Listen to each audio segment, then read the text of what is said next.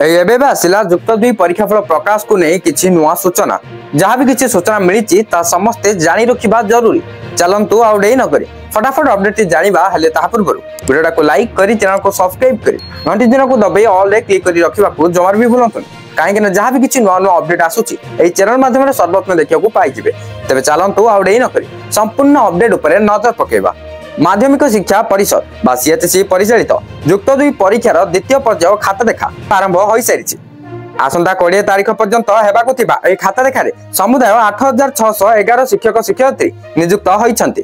तन्मध्यरु 3148 जन ऑनलाइन रे और 5463 जन शिक्षक ऑफलाइन रे खाता देखिबे बोली परीक्षा नियंत्रक अशोक कुमार नायक सूचना दैछन्ति। द्वितीय पर्याय खाता देखा 4 तारीख रु आरंभ हेबार थिला हेले प्रथम पर्याय खाता देखा समय अनेक छुट्टी पड़ू खाता देखा 2 दिन विलंबित होइछि। सबु वर्ष परी चलित वर्ष मध्य उभय ऑनलाइन और ऑफलाइन रे खाता देखा हेउछि। समुदाय 59 जोन रे ऑफलाइन मूल्यांकन और 41 जोन रे ऑनलाइन मूल्यांकन करा जाउछि। निर्धारित समय मध्य मूल्यांकन प्रक्रिया सारी मे 15 तारीख मध्य फल प्रकाश करने को परिषद लक्ष्य रखिछि।